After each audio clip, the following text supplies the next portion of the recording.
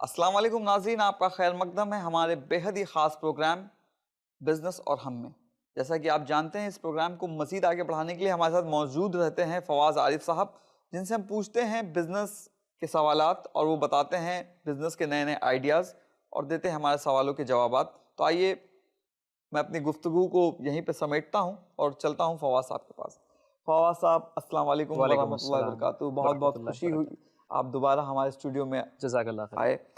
फवाद साहब, जैसा कि हम पिछले एपिसोड की अगर बात करें, नाज़रीन को बताएं कि पिछले एपिसोड में आपने बताया था कुछ 5 ख़ास पॉइंट्स। उस 5 ख़ास पॉइंट के बाद में एक सवाल ये निकल के आता है कि कौन सा बिज़नेस स्टार्ट किया जाए, कैसे चुना जाए कि ये बिज़नेस हमारे लिए परफेक्ट है, इस बिज़नेस में हम सक्सेस हो सकते हैं। इस बात को कैसे एक आदमी ऑब्जर्व कर लेता है, कैसे उस बात को यकीन अपने अंदर पैदा कर लेता है वो, और कैसे उसको चुने? मैं इस सवाल के जवाब देने से पहले अपनी जो हमारे पिछले एपिसोड की गुफ्तगू थी, उसको थोड़ा-सा मैं एक हल्का-सा पॉइंट वहाँ मिस हो गया था। मैं इंशाल्लाह उसको कोशिश करूँगा कि यहाँ पर कवर कर दूँ।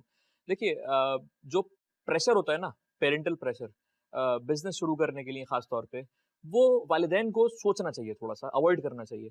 जब कोई आता है बच्चा, जो कि शायद कॉलेज से फ़ारिग है या नहीं भी है, और वो कहता है कि मैं बहुत सीरियस मोड में होता है, वो सोच समझ के आता है कि मुझे बिज़नेस शुरू करना है। तो डिमोरलाइज़ेशन जो है, उसकी हौसला अफ़ज़ाई होने के बजाय उसकी हौसला तोड़ने का काम उसके घर से शुरू होता है। जी। ताने और तंज क्या होते हैं कि तुम बिज़नेस करोगे, तुम्हारे घर में किसी ने बिज़नेस नहीं करा। अरे तुमसे बिज़नेस आता भी है करना, तुम सीरियस हो लाइफ़ को लेके, ऐसा करके। अगर उसने कोई स्टेप उठाया है, ज़ाहिर है कि उसने कहीं न कहीं उसके दिमाग में अल्लाह ताला ने ये बात डाली होगी। और अगर वो सीरियसली हो के इस बारे में सोच के आगे बढ़े, यानी कि उसको डिमोरलाइज़ नहीं करना चाहिए, उसका हौसला नहीं तोड़ना चाहिए। आप समझिए, एज़ अ पेरेंट, वालिदैन होने के नाते आपको समझना पड़ेगा, सोचना पड़ेगा।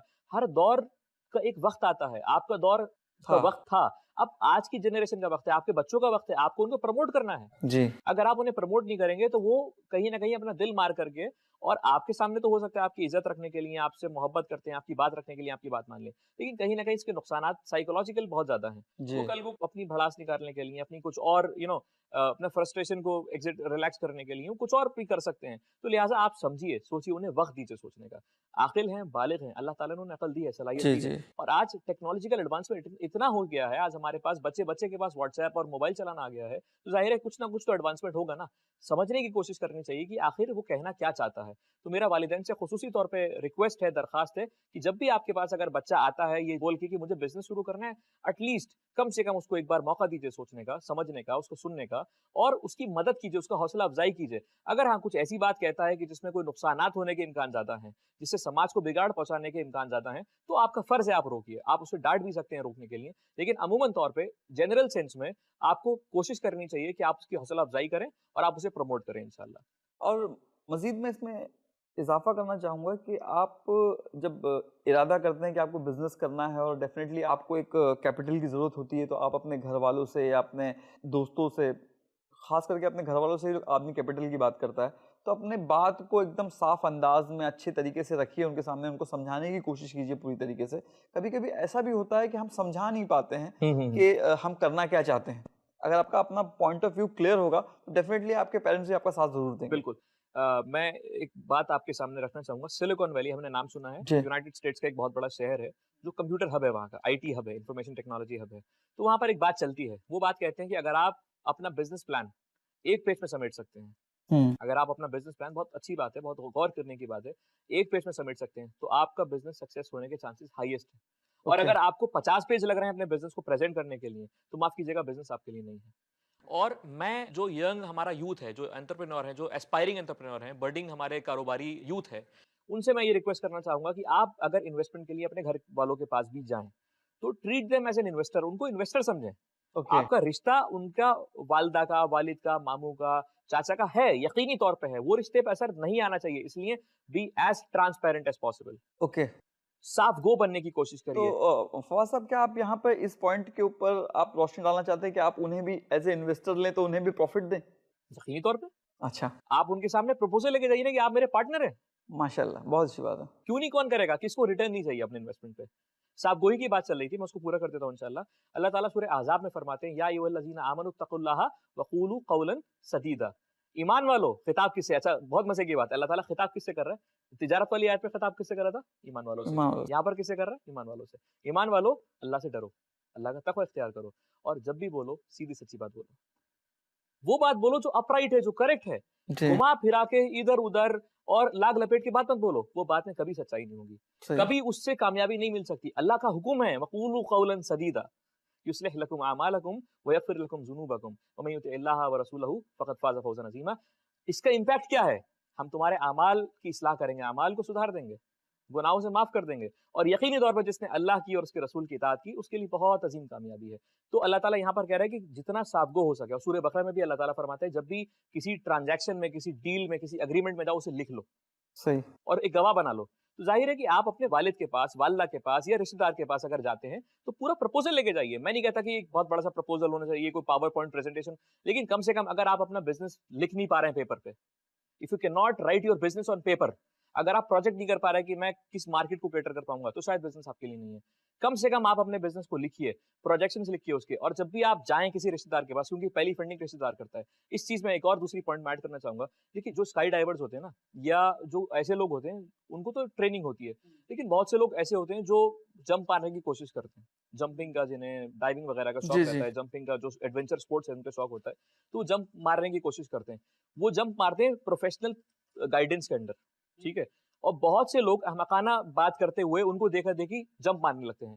जंप मारने वाला इंसान कौन-सा अच्छा है? कि वो इंसान अच्छा है कि जिसको ज़मीन दिख रही है वो जंप मार रहा है, या वो इंसान अच्छा है कि जिसको ज़मीन नहीं दिख रही है वो जंप मार रहा है? खालिद भाई, जी, जी।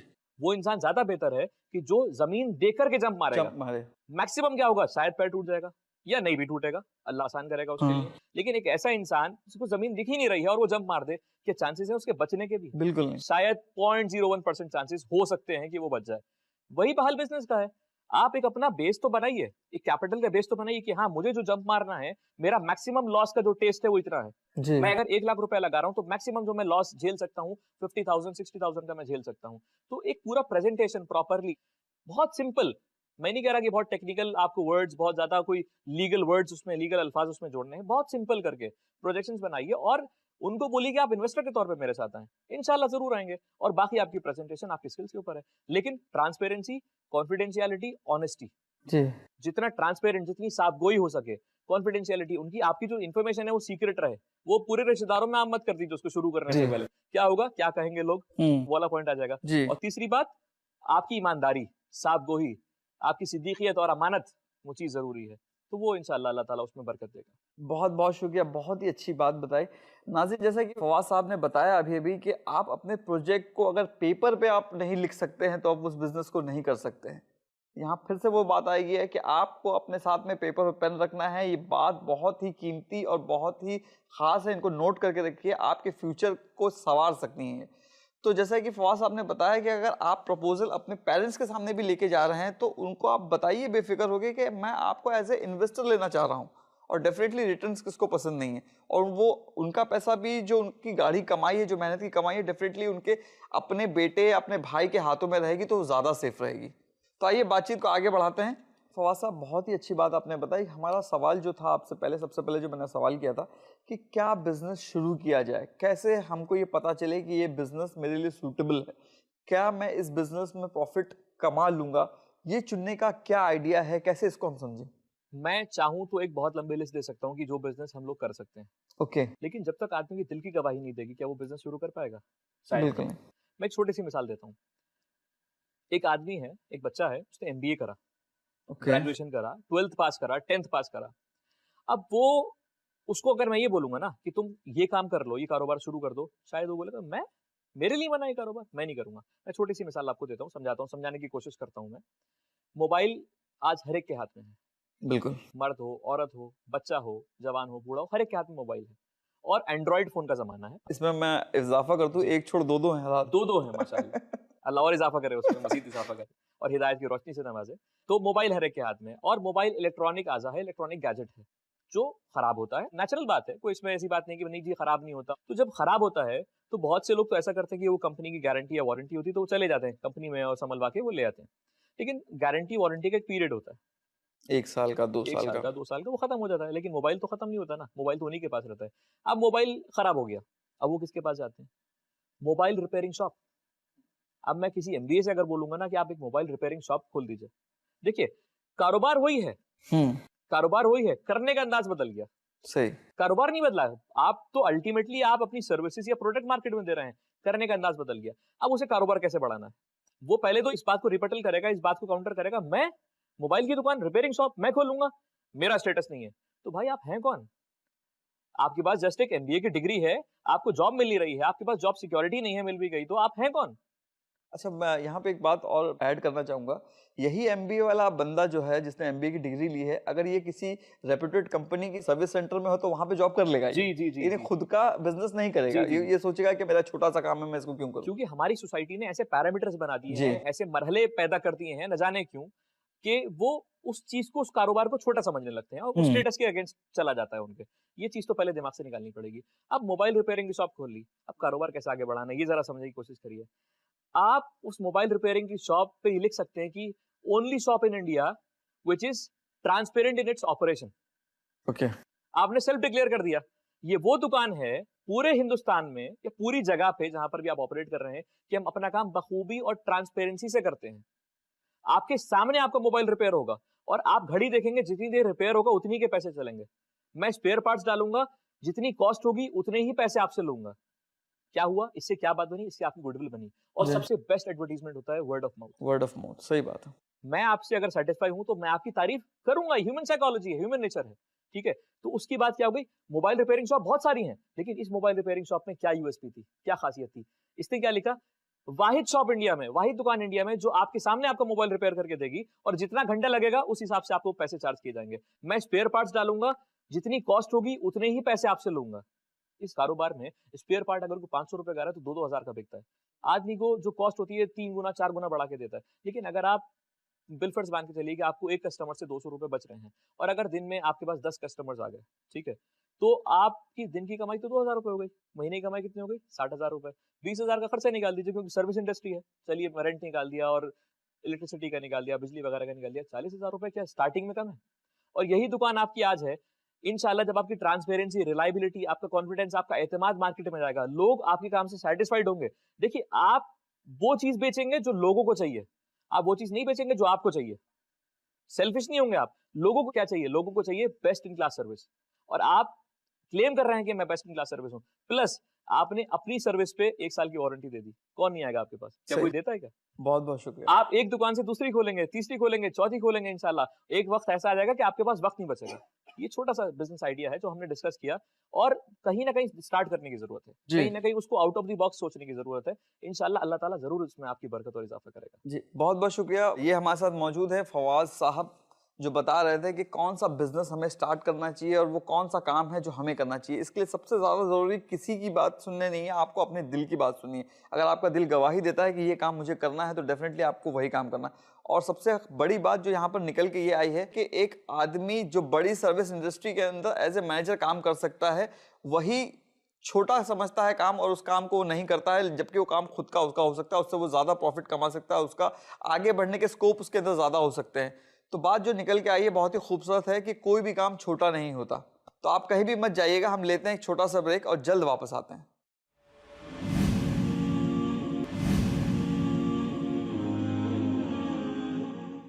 अस्सलाम वालेकुम नाज़रीन, वेलकम बैक। आपका खैर मकदम है हमारे इस खास प्रोग्राम में बिज़नेस और हम। जैसा कि आप जानते हैं मेरे साथ मौजूद रहते हैं फवाद साहब, जो बताते हैं हमें बिज़नेस के नए-नए आइडियाज़ और हमें मोटिवेट कर रहे हैं कि हमें नए से नए और अच्छे से अच्छे एंटरप्रेन्योर्स को मौका देना चाहिए, हमें अपना खुद का नया बिज़नेस स्टार्ट करना चाहिए। तो आइए मज़ीद गुफ्तगू को आगे बढ़ाते हैं। ब्रेक के बाद आपका खैर मकदम है फवाद साहब। जैसे कि जज़ाकल्लाह। हम बात कर रहे थे कि हमें अपना बिज़नेस कौन सा स्टार्ट करना चाहिए, कैसे पता करें हम, और आपने बताया कि आपकी दिल गवाही देता है, उस काम को आप शुरू कर सकते हैं। क्या ऐसा हो सकता है कि किसी के दिल ने गवाही दी, उसको XYZ कोई काम करना है और अगर उस बिज़नेस में फेल हो जाता है तो फिर वो क्या करे? देखिए, आज़माइश का मसला है। लेकिन अगर आप पूरी स्टडी के साथ जाएँगे, फेलियर होने के चांसेस बहुत कम रहते हैं। कई बार ऐसा होता है कि हम देखते हैं और ये आम तौर पे बिज़नेस को हटा के भी अगर बात करी जाए कि अल्लाह ताला से बहुत से लोग बहुत बार दुआ माँगते हैं, तो शायद दुआ उस वक़्त कबूल नहीं होती। तो अल्लाह ताला ने उसका अजर आखिरत में रखा है। किसी भी काम के लिए नियत का होना ज़रूरी है। सब लोग जानते हैं और इन्नमल आमालू बिन्नियात। बिन्नियात।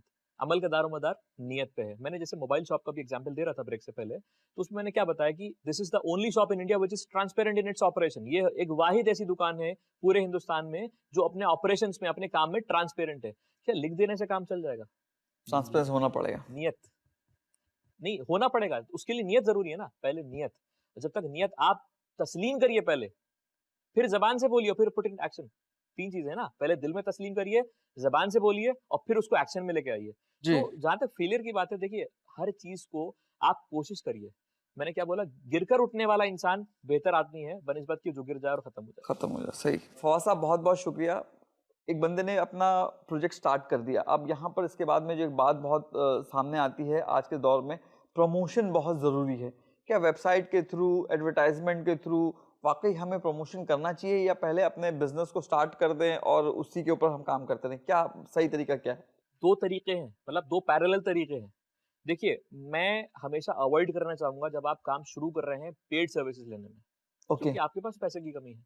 ज़ाहिर है कि आप गूगल को या किसी भी ऐसी ऑर्गेनाइज़ेशन को पैसा देंगे जो आपके लिए एडवर्टाइज़मेंट का काम करे, शुरू में बात कर रहा हूँ, बाद की बात नहीं कर रहा। तो वो थोड़ा-सा आपके लिए बर्डनसम हो जाएगा, आपके लिए थोड़ा-सा उस पे बर्डन पड़ जाएगा, आपके अपने फाइनेंशियल्स पे, आपके अपने इन्वेस्टमेंट पे। तो हम देखते हैं हमारे पास आज एक सोशल एप्लीकेशन मौजूद है व्हाट्सएप, मेल, ठीक है? व्हाट्सएप पे क्या मैसेज भेजने के पैसे होते हैं। आप एक अच्छा-सा पोस्टर डिज़ाइन करिए, व्हाट्सएप पे फॉरवर्ड करिए। बेस्ट एडवर्टाइज़मेंट क्या है? Word of mouth. थोड़ा-सा टाइम तो लगेगा। हो सकता है 3 महीने, 4 महीने, 6 महीने, 1 साल लग जाए। आपको कंसिस्टेंट रहना है अपने एक्शन में। वर्ड ऑफ माउथ से बेहतरीन आपका एडवर्टाइज़मेंट कुछ नहीं हो सकता। वर्ड ऑफ माउथ से बेहतरीन एडवर्टाइज़मेंट कुछ नहीं हो सकता। व्हाट्सएप हो गया, free of cost. Word of mouth आपकी सर्विस से। वर्ड ऑफ माउथ करने के लिए आपकी सर्विसेज कंसिस्टेंट होनी चाहिए। ये नहीं कि आप एक दिन ट्रांसपेरेंट होगा, अगले दिन से आपने फिर वही शुरू कर दिया कि फ्रॉड करना, मिसरिप्रेजेंट करना और मिसलीड करना लोगों को।